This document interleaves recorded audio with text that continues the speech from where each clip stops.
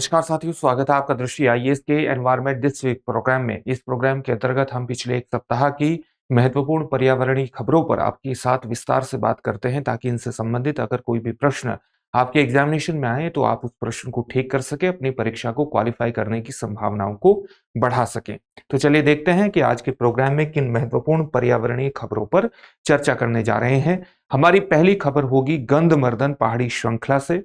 ये अपने कई कारणों से चर्चा में रही है, विशेष तौर से खनन गतिविधियों को लेकर जो विवाद हुए हैं उसके कारण गंधमर्दन पहाड़ी श्रृंखला चर्चा में रही है। तो इसके बारे में सामान्य जानकारी हासिल करने की बात करेंगे। एक शब्द लगातार आप खबरों में लगातार सुन रहे होंगे, उसको हम कहते हैं ग्रीन वॉशिंग।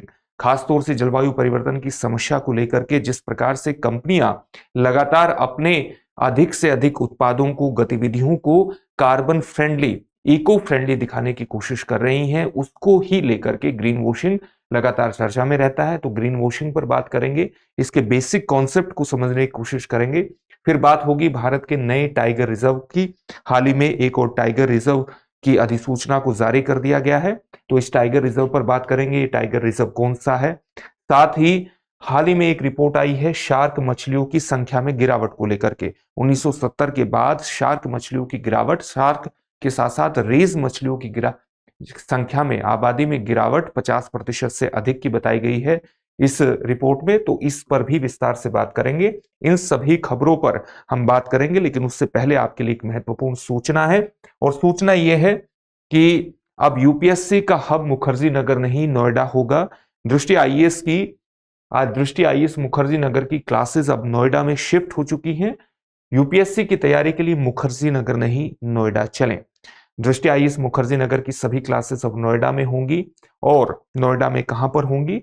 नोएडा में हमारा पता होगा C171/2 block A sector 15 Noida, और ये नोएडा सेक्टर 15 मेट्रो स्टेशन के पास स्थित है। आप 9311406440 और 9311406440 पर कॉल भी कर सकते हैं, इसके बारे में अधिक सूचना हासिल कर सकते हैं। नोएडा में दो महत्वपूर्ण बैच प्रारंभ हो रहे हैं। कौन कौन से बैच हैं? एक हिंदी माध्यम का और इंग्लिश माध्यम का। हिंदी माध्यम का IAS GS foundation course, prelims mains दोनों शामिल इसमें होंगे, और ये 9 दिसंबर से बैच प्रारंभ होगा हिंदी माध्यम का, और इसका जो समय रहेगा वो होगा दोपहर 3 बजे। इसी प्रकार से अंग्रेजी माध्यम का आईएएस जीएस फाउंडेशन कोर्स 12 दिसंबर से प्रारंभ हो रहा है, और इसका जो समय होगा वो होगा शाम को 6 बजे। इसी प्रकार से प्रयागराज में भी हिंदी माध्यम का आईएएस जीएस फाउंडेशन कोर्स 2 जनवरी 2025 से प्रारंभ हो रहा है, जिसका समय होगा शाम को 6 बजे। आप 8750187501 पर भी कॉल कर सकते हैं, इसके बारे में अधिक जानकारी हासिल कर सकते हैं, और इनमें एडमिशन लेकर के सफलता की दिशा में आगे बढ़ सकते हैं। अगर आपने हमारा चैनल सब्सक्राइब नहीं किया है तो सब्सक्राइब जरूर कर लीजिएगा।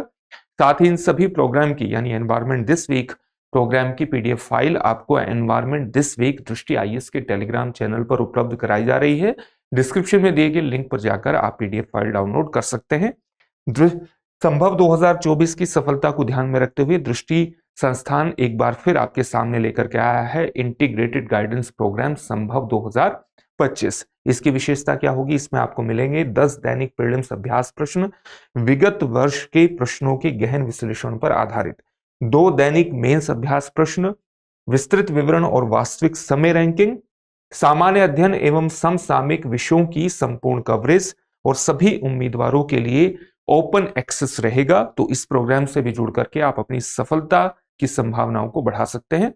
अब अपनी खबर की तरफ लौटते हैं, और आज की पहली खबर है हमारी गंधमर्दन पहाड़ी श्रृंखला। अलग अलग प्रकार की खनन गतिविधियों को लेकर के यहाँ पर प्रोटेस्ट हाल ही में हुआ है, और उसके संदर्भ में ही ये लगातार चर्चा में रहा है। तो इसके बेसिक कॉन्सेप्ट को, या इसकी बेसिक स्थितियों को, बुनियादी जानकारी इसके बारे में हासिल कर लेते हैं। और वो जो बुनियादी जानकारी ये है कि ये कहां पर स्थित है? भारत के उड़ीसा राज्य में स्थित है, और उड़ीसा राज्य के 2 जिलों की लगभग सीमा पर ये पड़ता है गंधमर्दन पहाड़ी श्रृंखला। ये देखिए, ये भारत के उड़ीसा राज्य की यहाँ पर अवस्थित है। उड़ीसा राज्य के 2 जिले हैं, एक ये ऊपरी जिला है बारगढ़, और ये निचला जिला है बालंगीर। यहाँ बड़े नक्शे में आप देख सकते हैं, और इसी की सीमा पर यहाँ गंधमर्दन हिल रेंज, गंधमर्दन पहाड़ी श्रृंखला यहाँ पर पड़ती है। इसके बारे में सबसे महत्वपूर्ण तथ्य यह है कि ये औषधीय पौधों के खजाने के रूप में पहाड़ी जानी जाती है। यहाँ पर तरह तरह के औषधीय पौधे पाए जाते हैं और स्थानीय लोगों द्वारा दावा किया जाता है कि यहाँ पर 500 से अधिक प्रजातियां वानस्पतिक प्रजातियां पाई जाती है। इसके अलावा आधिकारिक तौर पर भारतीय वनस्पति सर्वेक्षण द्वारा यहाँ 220 प्रजातियां दर्ज की गई है। क्षेत्र पारंपरिक स्वास्थ्य सेवा प्रथाओं के लिए भी विशेष रूप से महत्वपूर्ण है। 100 से अधिक चिकित्सक लगभग 50,000 लोगों की यहाँ पर सेवा करते हैं। एक महत्वपूर्ण तथ्य इसके बारे में है क्योंकि ये औषधीय पौधों की खजाने के रूप में पहाड़ी मानी जाती है। अलग अलग तरह के औषधीय पौधे इस पहाड़ी पर पाए जाते हैं। क्षेत्र में अभी भी गंभीर पारिस्थितिक खतरे उपस्थित हैं। अलग अलग तरह के पारिस्थितिकी खतरों से, पर्यावरणीय समस्याओं से एक क्षेत्र जूझ रहा है और उसमें से एक महत्वपूर्ण खतरा है सूखा। दूसरा है लकड़ी की अवैध कटाई। यहाँ पर लकड़ी की अवैध कटाई भी होती है। साथ ही वन संसाधनों का अत्यधिक दोहन भी एक महत्वपूर्ण समस्या है और औषधीय पौधों की असंतुलित कटाई एक विशेष रूप से समस्या का कारण है क्योंकि औषधीय पौधों के कारण यहाँ पर बहुत से लोग उन पौधों के माध्यम से लोगों को चिकित्सीय इलाज भी मुहैया कराते हैं। तो ये अपने आप में एक महत्वपूर्ण चुनौती बनी हुई है इस पूरे हिल रेंज के लिए। आर्थिक और सांस्कृतिक महत्व बेहद ज्यादा है क्योंकि यहाँ पर जो स्थानीय समुदाय हैं, स्थानीय पहाड़ी समुदाय हैं, उनके लिए एक आजीविका का महत्वपूर्ण स्रोत है। औषधीय पौधों को इकट्ठा करके यहाँ के स्थानीय लोग झंडू और डाबर जैसी जो कंपनियां हैं उनको सप्लाई भी करते हैं। लेकिन अत्यधिक कटाई के कारण कई मूल्यवान प्रजातियां यहाँ से दुर्लभ भी हो रही है। जनजातीय समुदायों की इस हिल रेंज पर, इस पहाड़ी श्रृंखला पर कई प्रकार की निर्भरताएं हैं। लगभग 1.3 मिलियन यानी लगभग 13 लाख लोग अपनी आजीविका के लिए गंधवर्धन पहाड़ियों पर निर्भर माने जाते हैं, जिसमें भूमिहीन और छोटे किसान भी शामिल हैं। समुदाय भूमि से गहराई से जुड़े हुए हैं और इस क्षेत्र को बेहद ज्यादा पवित्र भी मानते हैं। माता के रूप में यहाँ पहाड़ियों की पूजा भी की जाती है। औषधीय पौधों की तरह तरह की तस्करी भी सामने आती है। तस्करी के मुद्दे भी हमारे सामने आते हैं। बड़ी आयुर्वेदिक कंपनियों के बारे में कहा जाता है कि इन कंपनियों द्वारा छोड़े गए एजेंटों द्वारा ही गंधवर्धन से दुर्लभ औषधीय पौधों की संगठित तस्करी की जाती है। इस प्रकार की रिपोर्ट्स भी सामने आती है। इस प्रकार के रिपोर्ट्स लगातार सामने आ जाने से यह आशंका जताई जा रही है कि इस तरह की संगठित तस्करी से यहाँ की जो औषधीय पौधों की प्रजाति है वो लगातार कम होती जा रही है। यह अवैध गतिविधि पौधों की प्रजातियों को नुकसान पहुंचा रही है, जैसा कि अभी आपको बताया गया था, और उनकी वृद्धि को खतरे में डाल रही है। संरक्षण के संदर्भ में सबसे बड़ी चुनौती आती है कि स्थानीय प्रयासों के बावजूद भी उचित बुनियादी ढांचे की यहाँ पर कमी है और उसके कारण वन अधिकारी तस्करी से निपटने के लिए संघर्ष कर रहे हैं क्योंकि ये हिली एरियाज है और हिली एरियाज में अलग अलग स्थानों तक पहुंचने के लिए किसी प्रकार की सड़क संरचना या बुनियादी ढांचे की अनुपस्थिति है और उसके कारण अलग अलग किस स्थान पर किस प्रकार की तस्करी हो रही है उस तक जानने के लिए, उस तक पहुंच स्थापित करने के लिए इंफ्रास्ट्रक्चर मौजूद न होने के कारण अधिकारियों को संघर्ष करना पड़ता है। सांस्कृतिक संबंधों की बात करें तो जैसा कि अभी आपको बताया था कि स्थानीय लोग इस पहाड़ी को माता के रूप में पूजते हैं, तो एक सांस्कृतिक महत्व भी गंधवर्धन पहाड़ियों का एक स्थापित हो जाता है। तो ये बात हमने गंधवर्धन पहाड़ियों के बारे में कर ली। अगला जो हमारा टॉपिक है वो है ग्रीन वॉशिंग से संबंधित। लगातार आप समाचारों में सुनते होंगे कि अलग अलग कंपनियां, अलग अलग बहुराष्ट्रीय कंपनियां अपनी गतिविधियों को इस प्रकार से दिखाने की कोशिश कर रही हैं कि उनकी हर गतिविधि या अधिकांश गतिविधि पर्यावरण के अनुकूल है और पर्यावरण के अनुकूल गतिविधियों को दिखा करके वो कई प्रकार के पुरस्कार भी हासिल कर लेती हैं। वस्तुतः उनकी वो गतिविधियां पर्यावरण के अनुकूल नहीं होती हैं और इसी अवैध, आप कह सकते हैं कि अपने आप को इस प्रकार से दिखाना कि पर्यावरणीय अनुकूल गतिविधि में कोई कंपनी शामिल है जबकि वो पर्यावरणीय अनुकूल गतिविधि में शामिल नहीं होती, इस स्थिति को हम ग्रीन वॉशिंग के नाम से जानते हैं और ये शब्द लगातार चर्चा में रहा है। तो इसके बारे में बेसिक तथ्यों को जान लेते हैं। खबरों में क्यों है हाल ही में? खबर में इसलिए है क्योंकि हाल ही में केंद्रीय उपभोक्ता संरक्षण प्राधिकरण, जो कि उपभोक्ता मामलों के मंत्रालय के अंतर्गत आता है, इसने ग्रीन वॉशिंग और भ्रामक पर्यावरणीय दावों से निपटने के लिए ग्रीन वॉशिंग और भ्रामक पर्यावरणीय दावों की रोकथाम और विनियमन के लिए दिशा निर्देश जारी किए हैं। इन दिशा निर्देशों के कारण ही पूरा टॉपिक चर्चा में आ जाता है। ये जो कदम है ये भ्रामक विज्ञापनों पर सरकार की कार्रवाई का ही एक महत्वपूर्ण हिस्सा है। तो सबसे पहले जान लेते हैं कि ग्रीन वॉशिंग क्या है। तो ग्रीन वॉशिंग क्या है और ग्रीन वॉशिंग के क्या प्रकार है, ये चीज जानना हमारे लिए बेहद ज्यादा इंपॉर्टेंट है, महत्वपूर्ण है। तो ग्रीन वॉशिंग का मतलब है कंपनियों, संगठनों और यहां तक कि देशों द्वारा, इसमें देश भी शामिल है, कंपनियों, संगठनों और यहां तक कि देशों द्वारा अपनी गतिविधियों, अपने उत्पादों, अपनी सेवाओं के बारे में संदिग्ध या अपुष्ट, जिसका अभी पुष्टि नहीं हुई है, संदिग्ध या अपुष्ट दावे करने की बढ़ती प्रवृत्ति जो पर्यावरण के अनुकूल या जलवायु के अनुकूल है। तो अलग अलग कंपनियों द्वारा, अलग अलग देशों द्वारा, अलग अलग संगठनों द्वारा ये लगातार दावा किया जाता है, अपुष्ट दावा किया जाता है कि उनकी जो गतिविधि है वो पर्यावरण के अनुकूल है, जलवायु के अनुकूल है, जबकि उस प्रकार की गतिविधि अनुकूल पर्यावरण के या जलवायु के नहीं होती। तो ये भ्रामक दावे किए जाते हैं, यानी ग्रीन वॉशिंग की जाती है। जलवायु परिवर्तन के प्रति बढ़ती संवेदनशीलता, जलवायु परिवर्तन की समस्या के प्रभाव जैसे जैसे बढ़ते जा रहे हैं, ऐसे ही लोगों में जलवायु परिवर्तन की समस्या के प्रति संवेदनशीलता भी बढ़ती जा रही है, सेंसिटिविटी भी बढ़ती जा रही है। और इस सेंसिटिविटी के कारण जो अलग अलग प्रकार की कॉरपोरेशंस हैं, निगम हैं, सरकारें हैं, उन सरकारों पर अपनी गतिविधियों को इस तरह से करने का दबाव बढ़ रहा है जिससे पर्यावरण को कम से कम नुकसान हो। ये प्रवृत्ति तो हम समाज में लगातार देख रहे हैं कि जैसे जैसे हमारे नॉलेज बढ़ती जा रही है, अवेयरनेस बढ़ती जा रही है, वैसे वैसे कंपनियों पर, सरकारों पर एक दबाव भी है कि वो अपनी गतिविधियों को पर्यावरण के अनुकूल रखें। ग्रीन वॉशिंग जलवायु परिवर्तन के मोर्चे पर हो रही प्रगति की एक झूठी तस्वीर पेश करता है। झूठी तस्वीर किस प्रकार से पेश करता है? क्योंकि अगर सरकारें, कंपनियां, कॉरपोरेशंस अपनी गतिविधियों को इस प्रकार से दिखाना शुरू कर देंगे कि उनकी गतिविधियां पर्यावरण के अनुकूल हैं, और जबकि वास्तव में ऐसा नहीं होता, तो कहीं ना कहीं एक झूठा दावा, एक झूठी पेशकश हमारे सामने आती है कि कंपनियां, सरकारें जलवायु परिवर्तन जैसी समस्याओं से लड़ने का प्रयास कर रही हैं, लेकिन वास्तव में ऐसा नहीं होता। तो एक झूठी तस्वीर हमारे सामने खड़ी हो जाती है। इसमें कई प्रकार के उदाहरण भी हम ले सकते हैं, और विशेष रूप से 2015 का वोक्सवैगन घोटाला विशेष रूप से चर्चा में रहता है, जिसमें जर्मन कार कंपनी को अपने कथित ग्रीन डीजल वाहनों के उत्सर्जन परीक्षण में धोखाधड़ी करते हुए पाया गया था। इन्होंने कई प्रकार के दावे किए थे, और उन दावों की जब जांच हुई तो पता चला कि ग्रीन वोड डीजल वाहनों के उत्सर्जन के बारे में जो उनके द्वारा दावे किए गए थे, वो दावे झूठे थे, भ्रामक थे। शेल जैसी कंपनियां, बीपी जैसी कंपनियां, कोको कोला जैसी कंपनियां और कई अन्य तरह की बड़ी कंपनियों पर भी ग्रीन वॉशिंग के लगातार आरोप लगे हैं। देशों पर भी, अलग अलग देशों पर भी कभी कभी ग्रीन वॉशिंग का आरोप लगाया जाता है। उदाहरण के लिए हम एक उदाहरण भी देख सकते हैं, जब वे अपने जंगलों की कार्बन डाइऑक्साइड को अवशोषित करने की क्षमता और कार्बन उत्सर्जन पर नए विनियमन के प्रभाव को बढ़ा चढ़ा करके बताते हैं। इसका मतलब क्या हुआ? इसका मतलब यह हुआ कि जैसे जंगलों का वन रोपण को एक महत्वपूर्ण साधन माना जाता है, जिससे हम वायुमंडल में कार्बन डाइऑक्साइड की सांद्रता, कॉन्सेंट्रेशन को कम कर सकते हैं। इसके लिए जरूरी है कि हम ज्यादा से ज्यादा वनों को लगाएं, पेड़ों को लगाएं। लेकिन जैसे जैसे देश इस गतिविधि को करते हैं, तो वो अपने द्वारा वन रोपण की गतिविधियों से जो कार्बन डाइऑक्साइड का सिक्वेस्ट्रेशन होता है, अवशोषण होता है, उसके बारे में बढ़ा चढ़ा करके दावे करते हैं। तो इस प्रकार के दावों को भी ग्रीन वॉशिंग के अंतर्गत देख सकते हैं। ग्रीन वॉशिंग के प्रकारों पर बात करें तो इसके प्रकार कई प्रकार के हैं। इसके प्रकार पर बात करें तो वो भी काफी इंटरेस्टिंग है, और उसमें से एक प्रकार है ग्रीन हशिंग। ग्रीन हशिंग का क्या मतलब है?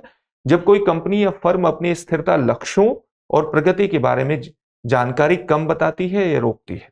कंपनी अगर अपने स्थिरता, जो स्टेबिलिटी से संबंधित टारगेट्स हैं, उनके जो प्रोग्रेस है, उसके बारे में जानकारी को रोक करके रखती है या पूरी जानकारी नहीं देती, तो उसको हम कहते हैं ग्रीन हशिंग। इसी प्रकार से ग्रीन क्राउडिंग का मतलब है कि किसी समूह में छिपना। इसका मतलब है कि कंपनी छिप करके अपनी गतिविधियों पर कहीं ना कहीं पर्दा डालने की कोशिश कर रही है, ताकि उसकी अस्थिर प्रथाओं को देखा ना जा सके, किस प्रकार से वो पर्यावरण को हानिकारक रूप से प्रभावित कर रही है, इसके बारे में जानकारी बाहर ना आ सके। और इसका मतलब है कि बहुत सारी कंपनियों के समूह में कहीं ना कहीं वो छिप करके बैठी है, उसके बारे में हमें कोई जानकारी प्राप्त ही नहीं होती। तो इसको हम कहते हैं ग्रीन क्राउडिंग। एक होता है ग्रीन शिफ्टिंग। ग्रीन शिफ्टिंग का मतलब है, इसको भी कंपनी का एक कार्य माना जाता है, जिसमें वे कॉरपोरेट या ब्रांड स्तर पर सार्थक कार्रवाई करने के बजाय उपभोक्ताओं या व्यक्तियों पर टिकाऊ उपाय अपनाने की जिम्मेदारी डाल देती है। यानी कंपनी खुद तो किसी प्रकार के कदम नहीं उठाती है, लेकिन हर प्रकार के कदम उठाने की जिम्मेदारी उपभोक्ताओं पर डाल देती है और अपने जो ग्राहक हैं उन पर डाल देती है। तो एक प्रकार से वो अपनी जिम्मेदारियों का दूसरे पर शिफ्ट कर देती है, इसलिए इसको कहा जाता है ग्रीन शिफ्टिंग। दो और महत्वपूर्ण प्रकार हैं, कौन कौन से प्रकार हैं? एक है ग्रीन लाइटिंग। ग्रीन लाइटिंग तब होता है जब कोई कंपनी हानिकारक गतिविधियों से ध्यान हटाने के लिए अपने द्वारा शुरू की गई विशिष्ट स्थिरता पहल को सुर्खियों में लाती है। तो कंपनी क्या करती है कि अपनी हानिकारक गतिविधियों से ध्यान हटाने के लिए किसी और खबर को सामने में ले आती है, सुर्खियों में लाती है, इसको हम कहते हैं ग्रीन लाइटिंग। और एक होता है ग्रीन लेबलिंग। ये भी एक प्रकार की मार्केटिंग स्ट्रेटजी है, विपणन रणनीति है, जिसमें कंपनियां अपने उत्पादों को हरित यानी ग्रीन या टिकाऊ सस्टेनेबल लेबल देने के लिए अपनाती है। लेकिन करीब से जांच करने पर पता चलता है कि इस प्रकार के सारे लेबल, इस प्रकार के सारे दावे झूठे हैं। तो इसको हम क्या कहते हैं? ग्रीन लेबलिंग के नाम से इसको संबोधित करते हैं। तो ये 5 प्रकारों पर हमने बात कर ली है और इन 5 प्रकारों का प्रयोग आप मुख्य परीक्षा में आंसर लिखने के दौरान निश्चित रूप से कर सकते हैं, ऐसे में भी कर सकते हैं। अपनी अगली खबर की तरफ बढ़ते हैं। अगली खबर हमारी नए टाइगर रिजर्व से संबंधित है। हाल ही में एक अधिसूचना जारी की गई है और इस अधिसूचना के अनुसार अब हमारा जो नया टाइगर रिजर्व है वो है रातापानी टाइगर रिजर्व। पिछले प्रोग्राम में भी हमने एक टाइगर रिजर्व की बात करी थी जिसको घोषित किया गया था।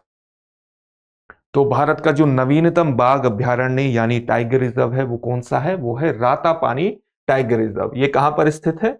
ये यहां पर स्थित है भोपाल के दक्षिण पश्चिम में, माफ कीजिएगा, दक्षिण पूर्व में ये स्थित है रातापानी टाइगर रिजर्व, यानी ये मध्य प्रदेश में पड़ता है। तो इस प्रकार से भारत का अब नवीनतम टाइगर रिजर्व है। और भारत का कौन सा टाइगर रिजर्व है? 57वां टाइगर रिजर्व, 57वां बाघ अभ्यारण्य है। मध्य प्रदेश में रातापानी वन्य जीव अभ्यारण्य को सैद्धांतिक मंजूरी मिल चुकी है और सैद्धांतिक मंजूरी मिलने के बाद 2 दिसंबर 2024 को ये भारत का 57वां टाइगर रिजर्व बन गया है। लेकिन भारत को जल्द ही 58वां टाइगर रिजर्व भी मिल सकता है, क्योंकि वो उसकी भी प्रक्रिया लगातार जारी है और वो 58वां टाइगर रिजर्व हो सकता है मध्य प्रदेश में। 58वां टाइगर रिजर्व मध्य प्रदेश में ही स्थित माधव राष्ट्रीय उद्यान 58वां टाइगर रिजर्व हो सकता है। चलिए सबसे पहले बेसिक जानकारी हासिल कर लेते हैं कि टाइगर रिजर्व होता क्या है। तो टाइगर रिजर्व बाघों और उनके आवासों के संरक्षण के लिए प्रोजेक्ट टाइगर के तहत स्थापित निर्दिष्ट क्षेत्र है। बाघों और उनके आवासों के संरक्षण के लिए, आप जानते हैं कि बाघों के संरक्षण के लिए 1973 में प्रोजेक्ट टाइगर की शुरुआत की गई थी। 1973 में कब से ये शुरू हुआ? 1 अप्रैल 1973 को शुरू हुआ था और इसी के अंतर्गत टाइगर रिजर्व की घोषणा की जाती है बाघों को और उनके आवास के संरक्षण के लिए। इसमें एक कोर क्षेत्र शामिल होता है और एक बफर क्षेत्र शामिल होता है। यानी कोर क्षेत्र में राष्ट्रीय उद्यान या अभ्यारण्य के रूप में कोर क्षेत्र को संरक्षित किया जाता है और जो बफर क्षेत्र होता है उसमें वन और गैर वन भूमि का मिश्रण शामिल होता है। इसी प्रकार से वर्तमान में भारत में अब 57 बाघ अभ्यारण्य हो चुके हैं जो लगभग 82,000 वर्ग किलोमीटर के क्षेत्र में फैले हुए हैं। देश के क्षेत्रफल का लगभग 2.3% ये बैठता है। तो टाइगर रिजर्व के बारे में ये बेसिक जानकारी हुई। भारत में बाघों की आबादी देखें तो 5वें अखिल भारतीय बाघ अनुमान 2022 के अनुसार भारत में 3,167 बाघ हैं, जो वैश्विक जंगली बाघ आबादी का 70% से अधिक है। आपको ये सुनने में ये लग रहा होगा कि वर्ष 2023 में एक रिपोर्ट आई थी और उसमें बाघों की संख्या इससे ज्यादा बताई गई है, तो उस रिपोर्ट को भी देख लेते हैं। ये पीआईबी से आंकड़ा लिया गया है और जो हमारा केंद्रीय मंत्रालय है जलवायु परिवर्तन पर्यावरण वन और जलवायु परिवर्तन मंत्रालय, उसके अनुसार भारत में वर्ष 2023 में बाघों की संख्या कितनी हो गई? 3,682 हो गई है। लेकिन यहां पर जो आंकड़े बताए गए हैं वो 5वें अखिल भारतीय बाघ अनुमान 2022 के बताए गए हैं और यहां पर जो पीआईबी की सूचना के अनुसार वर्ष 2023 में जो बाघों की संख्या बढ़कर हुई है वो 3,682 हुई है। तो इसमें किसी प्रकार से कंफ्यूज होने की आवश्यकता नहीं है। ये 2 अलग अलग प्रकार के आंकड़े हमारे सामने आते हैं। एक वर्ष 2022 का आता है, ये वर्ष 2023 का आता है और इस आंकड़े के अनुसार वर्ष 2023 में 3,682 बाघ भारत में है और 5वें अखिल भारतीय बाघ अनुमान 2022 के अनुसार भारत में बाघों की संख्या 3,167 है, जो वैश्विक जंगली आबादी का लगभग 70% बैठती है। बाघ संरक्षण की उत्पत्ति के बारे में हमने बात कर ली। 20वीं सदी के मध्य में शिकार और आवास के नुकसान के कारण बाघों की आबादी में बहुत तेजी से गिरावट हुई थी और इस गिरावट पर नियंत्रण स्थापित करने के लिए सरकार ने 1969 में जंगली बिल्ली की खाल के निर्यात पर प्रतिबंध लगा दिया था और भारतीय वन्य जीव बोर्ड के तहत एक टास्क फोर्स का भी गठन किया था। इसके बाद प्रोजेक्ट टाइगर की शुरुआत होती है 1 अप्रैल 1973 को और 9 बाघ अभ्यारण्यों से इस कार्यक्रम की शुरुआत होती है। ये 9 बाघ अभ्यारण्य कौन से थे, टाइगर रिजर्व कौन से थे? कॉर्बेट नेशनल पार्क आप जानते हैं कि उत्तराखंड में स्थित है। इसी प्रकार से Palamu tiger reserve, Similipal tiger reserve, Sundarban tiger reserve, Manas tiger reserve, Ranthambore tiger reserve, Kanha tiger reserve, Melghat tiger reserve और बांदीपुर टाइगर रिजर्व। तो इस प्रकार से 9 बाघ अभ्यारण्यों से इस पूरे कार्यक्रम की शुरुआत हुई थी और इसी के तहत यानी प्रोजेक्ट टाइगर के तहत ही भारत में अब बाघ अभ्यारण्य यानी टाइगर रिजर्व की संख्या बढ़कर के 57 हो गई है और 58वें की भी सूचना कभी भी आ सकती है माधव टाइगर रिजर्व के रूप में। चलिए अगली खबर की तरफ बढ़ते हैं। हाल ही में एक महत्वपूर्ण रिपोर्ट आई है जो कि साइंस जर्नल में प्रकाशित हुई है और इस रिपोर्ट में कहा गया है कि शार्क और रेस मछलियों की संख्या में 1970 के बाद से 50% से अधिक गिरावट अनुमानित है। तो इस रिपोर्ट के बारे में भी बेसिक तथ्यों को जान लेते हैं। खबर क्या है? शार्क और रेस की आबादी में, रेस मछलियों की आबादी में गिरावट हुई है, बहुत तेजी से गिरावट हुई है और 50% से अधिक की गिरावट ये दर्ज की गई है 1970 के बाद से। और ये शार्क, रेज और कीमेरा की आबादी इसमें बताई गई है कि 50% से अधिक की गिरावट है और मुख्य कारण बताया गया है कि इसमें मछली पकड़ना ही मुख्य कारण है कि शार्क मछलियों की में इतनी ज्यादा तेजी से गिरावट हुई है। चलिए और ये रिपोर्ट का नाम जान लेते हैं। रिपोर्ट का है क्या, का नाम क्या है? Ecological erosion and expanding extinction risk of sharks and rays. और ये रिपोर्ट कहां प्रकाशित हुई है? साइंस जर्नल में ये रिपोर्ट प्रकाशित हुई है हाल ही में 3 दिसंबर को। तो इस गिरावट के क्या कारण बताए गए हैं? अत्यधिक मछली पकड़ना और इसके अलावा कौन कौन से खतरे बताए गए हैं जिससे इनकी गिरावट संभावित है? वो है इनके आवास का क्षरण होना, आवास की कमी होना और जलवायु परिवर्तन जैसी घटनाएं। इस प्रकार से जलवायु परिवर्तन जैसी घटना नहीं बल्कि ये तो अपने आप में एक पैटर्न बनता जा रहा है, अपने आप में एक बहुत बड़ी चुनौती बनता जा रहा है। इसके अलावा प्रदूषण भी इन प्रजातियों की गिरावट में योगदान दे रहा है।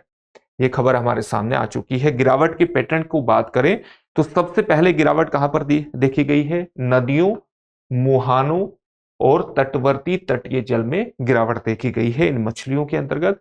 और इसके बाद जो ह्रास देखने को मिलता है, कमी देखने को मिलती है, वो महासागरों और गहरे समुद्र तक फैल जाती है। तो सबसे पहले गिरावट यहां पर दर्ज की गई, उसके बाद यहां पर बड़ी प्रजातियों की संख्या में भी कमी देखने को मिली है, जैसे stonefish, rhino rays, eagle rays, angel shark, hammerhead और रैक्विम शार्क जैसी बड़ी प्रजातियां सबसे पहले समाप्त होने के कगार पर हैं और कुछ ऐसा माना जा रहा है कि कुछ समाप्त हो गई हैं।